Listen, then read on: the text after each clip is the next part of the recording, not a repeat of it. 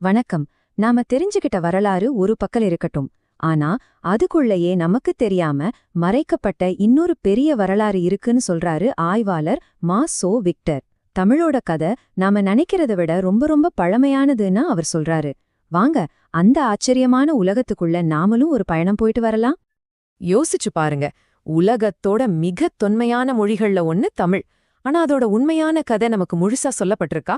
இல்ல, வரலாற்றோட சில முக்கியமான பக்கங்கள் நம்ம கிட்ட இருந்து மறைக்கப்பட்டிருச்சா? இந்த கேள்வியோட நம்ம தேடல ஆரம்பிக்கலாம். பாருங்க, இது ஒரு சாதாரணமான கருத்து கிடையாது.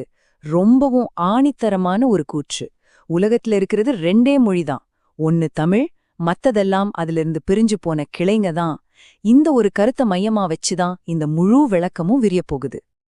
சரி, இவ்ளோ பெரிய விஷயத்த சொல்றதுக்கு என்ன ஆதாரம்? முதல் ஆதாரம் தமிழ் வார்த்தைகளுக்குள்ளேயே ஒளிஞ்சிருக்கிற ஆழமான அர்த்தங்கள் தான். ஒவ்வொரு சொல்லும் ஏதோ ஒரு காரணத்தோடு தான் உருவாக்கப்பட்டிருக்குன்னு இந்த ஆய்வு சொல்லுது.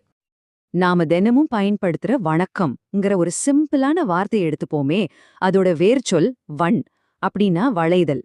ஒரு செயலே இங்க சொல்லா மாறியிருக்கு.